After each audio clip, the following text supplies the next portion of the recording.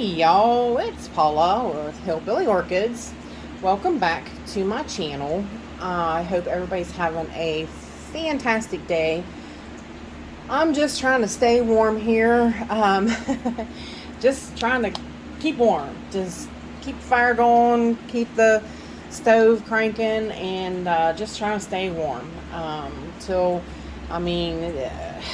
crawl in that cave and hibernate till spring. Everybody's been telling me, that's what I said. I really kind of hate to complain. Because we got down to 4 and it's going to be bad again. We got some 3 and 4 degree nights coming up. And there's others having it a whole lot worse than me. So, and they're not complaining. So, I want them to send me their secret. But with that said, as you can see in front of you, I was going to kind of do this all together with, I did a little update on the grow light, the Grow Star grow light. But I kind of I thought I'd do it shorter, and I didn't. We got to talking about each plant a little bit much, and so I kind of went over in the time frame a little bit. And I wanted to spend a little bit more time on this with y'all than just say, hey, this is what I do for my bug thing, bing, bang, boom, and we're done. So I wanted to do it a little more in depth than that. But this right here, like I said, I just last year I used the systemic bug stuff. Most of the time, this is my go-to, though. This is generally, if I use this 3 days in a row, on the plant, the bug situation's done, said, finished, over with, and not a problem. And I kind of wanted to take you around as I did a few of them, like did a shelf with you or something, so you could see, how I do it. The one main thing I try to do is when I do this, I really crank the fans. I have everything on high, the fans on super high, and I have it super hot in here. That way they'll dry really quickly, because the one things I worry about a lot is the Phalaenopsis. I always make sure their crown is clean. I just, because I have the worst luck with their crowns, I really do. So I use these, they're makeup Q-tips. As you see, they're very pointed. I'll even use my teeth, and I'll pull it out to where it's really, enough so it can really get down in there and make sure, like, I don't push real hard, just till I meet a little resistance, and then I just kind of let it absorb out, just so I make sure that the crown is clean. But I do that, and I keep these Q-tips handy so that, in case it gets in there, then that's, like I said, that's what, I use to get it out. Along with, I'll dry up the most of it with a microfiber cloth. And I have different type cloths that I use. These ones that stick to everything, including my dry skin. These are good for, like, if you have, like, fertilizer spots on your plant. They're good for, like, a little scrub. I'm not saying, I'm not saying wet that thing down and get in there and really scrub that leaf. No. You will damage the crap out of that leaf if you do it that way. But this helps a little bit with each time. If you have a plant that winds up having some on it. Now, Justin sent me this plant, and it had a little bit on it, and it still does in certain places. It has a little bit of fertilizer spots left on it, but that has basically, like, see right there, you can see quite a few of them. But basically, that's what I do. The camera's gonna be in my way now, reaching it. But that's what I do with these ones is I'll squirt my stuff on the cloth a little bit, and I will rub at that. Not hard, like I said, just gently rub at that spot that might have that fertilizer spot, and it takes it off. With as many times as you wind up going through and doing, you know, your bug treatments and such,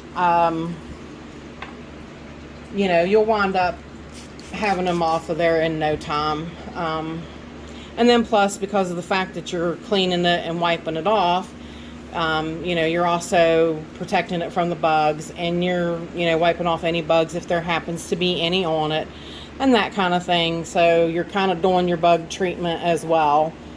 And that's basically what I do with my phals. I try not to spray and directly not spray in the crown.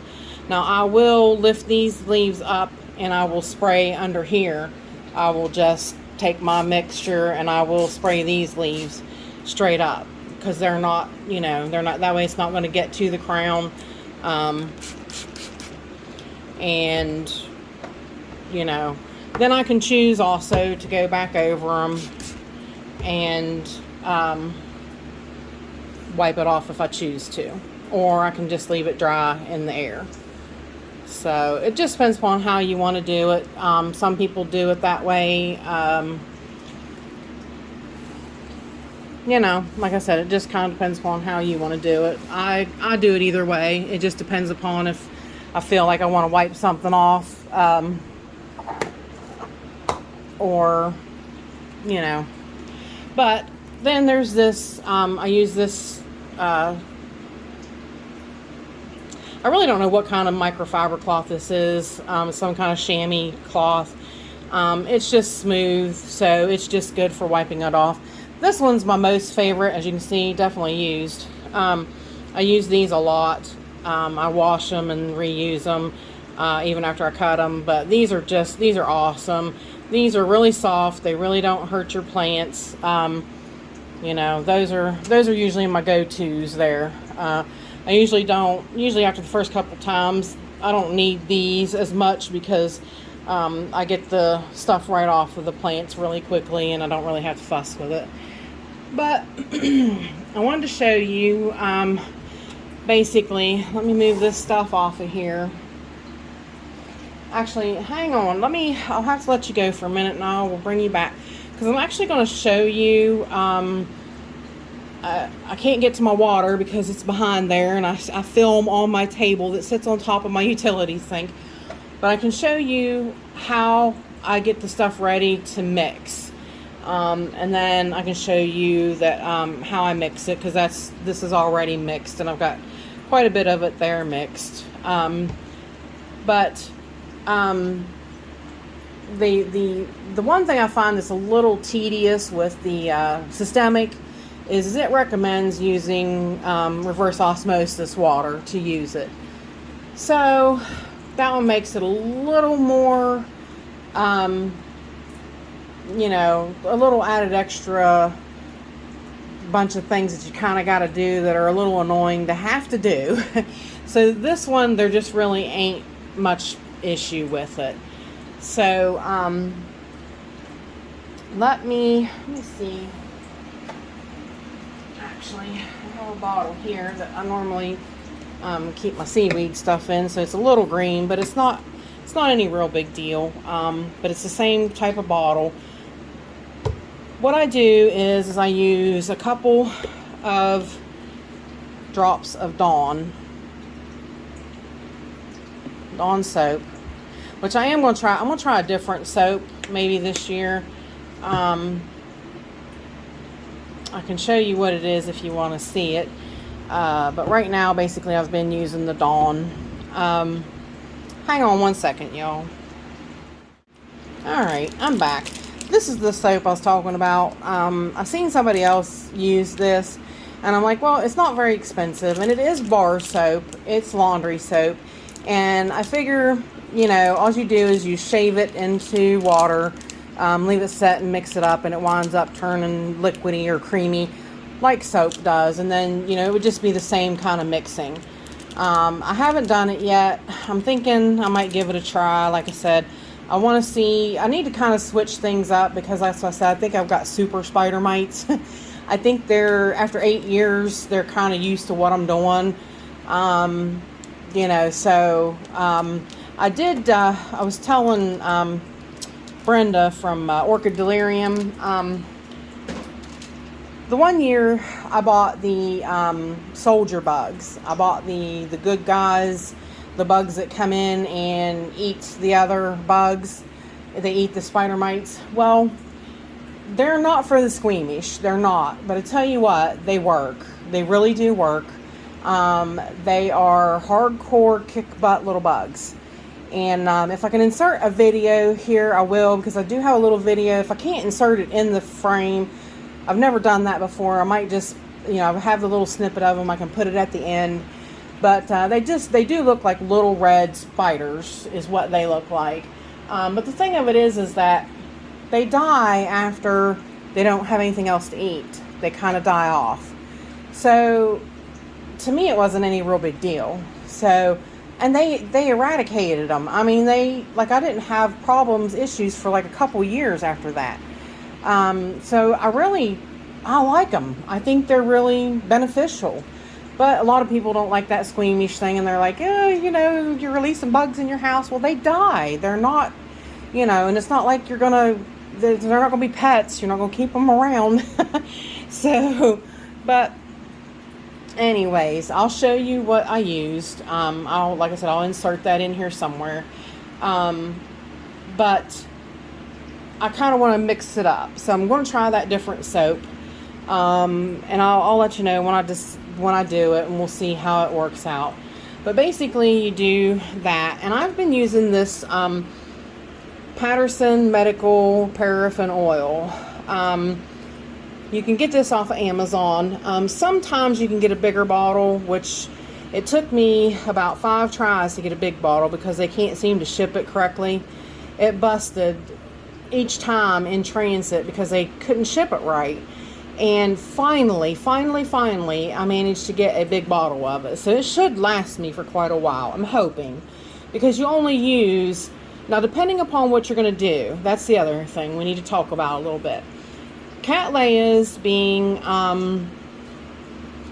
thicker leaf plants and being sturdy, tough guys, they can handle a little more oil than your Phalaenopsis.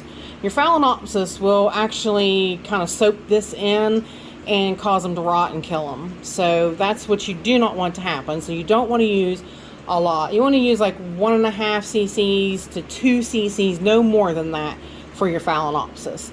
Now you can use 3 or 4 cc's or milliliters on your Cattleyas and it not hurt a thing. So because it's kind of got the soap in it that kind of helps even it out and mixes it around. But basically I use these little pipettes. They're marked. You got 1 milliliter, 2 milliliters, and 3 milliliters. And basically that's what I do, is I just pull up about 3 milliliters, put it in there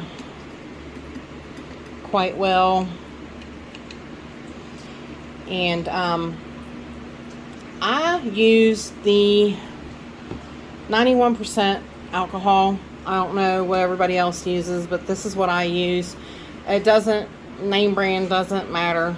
And basically I don't really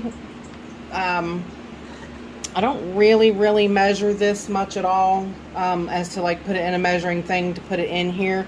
But this little bottle, what I do is I basically pour enough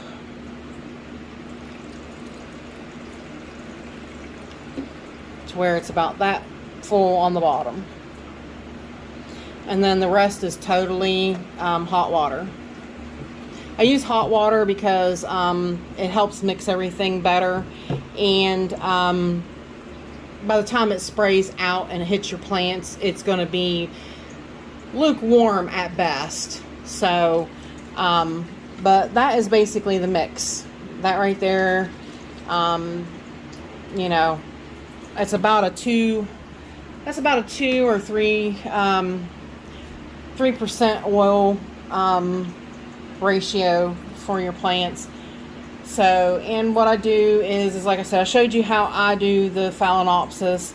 A lot of people don't really do it that way. They kind of just spray them down and leave them go. And I mean, I even, after I do that with the phals, I'll set my step stool out in front of a fan, and I'll leave them set for a few hours in front of the fan, so that I'm sure that everything, every bract, every, you know, every joint is dry. I do with them. These guys don't matter too awful much. I don't mind doing the cattleyas at all. Cattleyas are, they're the creme de la creme of doing bug treatments, because you can spray them, and it don't matter where you get them. It don't matter what you get on them or how you get it on them. You can spray them quite well. And I'm trying not to hit my phal back here in bloom. Don't want to get it all over my bloom. And that's another thing, don't spray your blooms with these. But I spray these all over.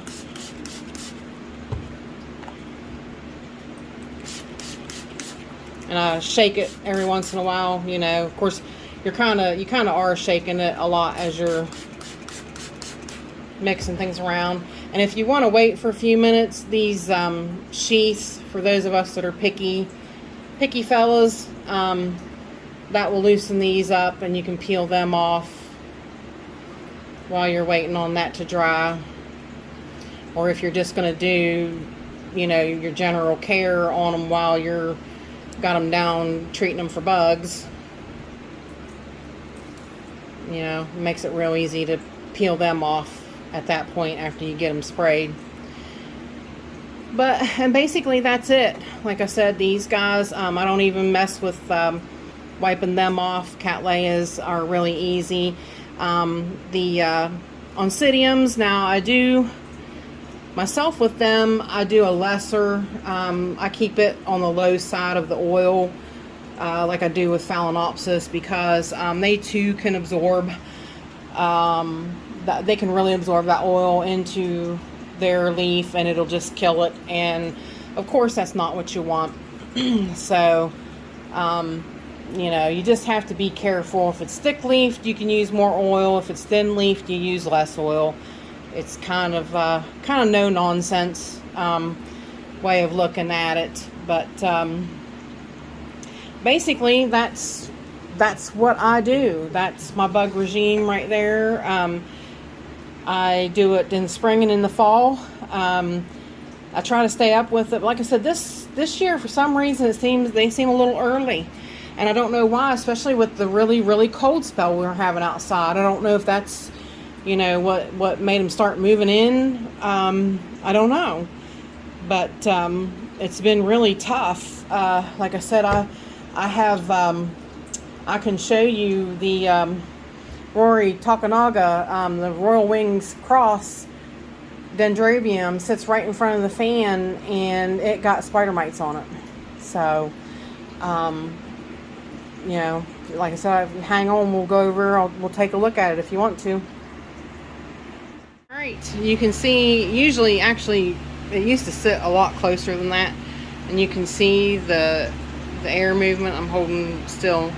You can see the air movement that it's got, but you can see right there on that leaf where I had them. So, but right there they sat, you know, in this section right in front of the fan, that close. And everybody says, oh no, airflow will keep away spider mites. No, evidently not.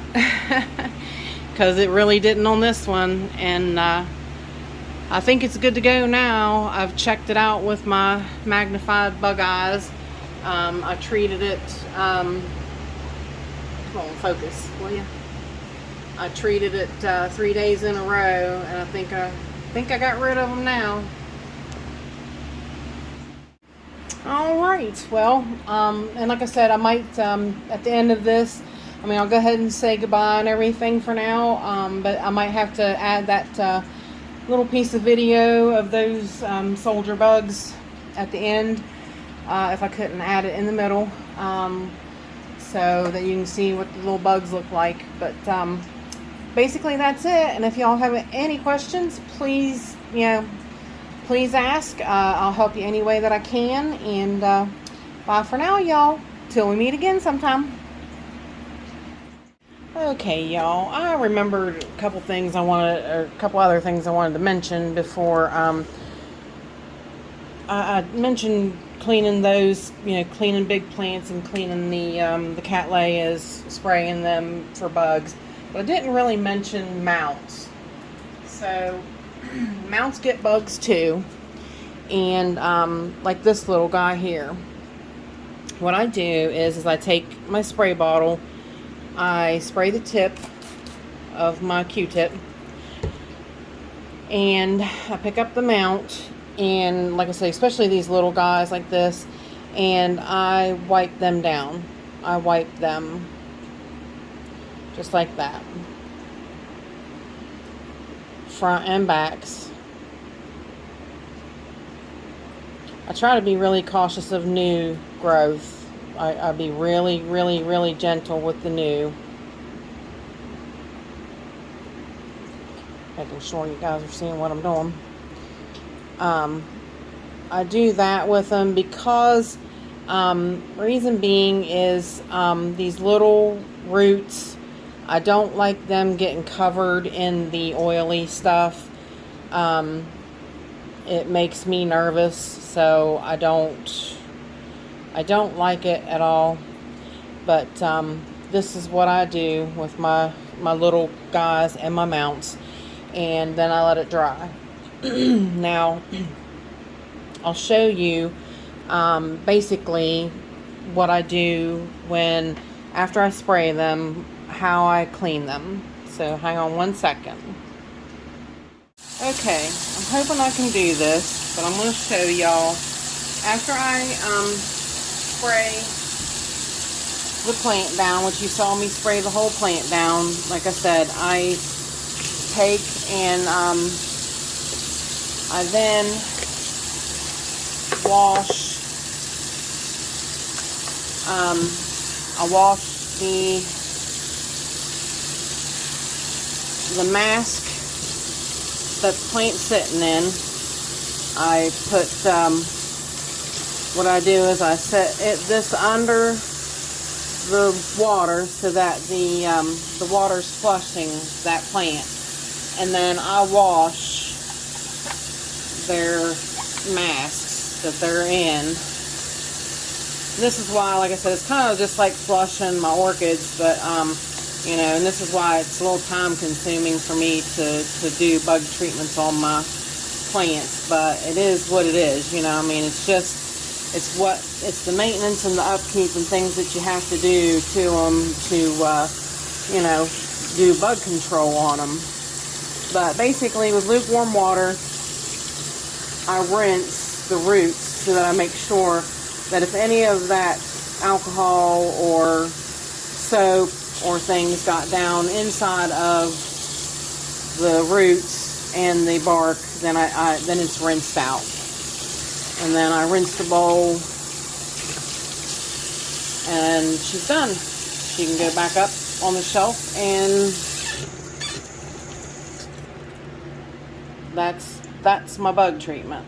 So, but I wanted to show y'all what I do and how I do it, and that's why I said, with as many orchids as I have, that's why it takes me a while to do bug treatments, but I do them every spring and every fall.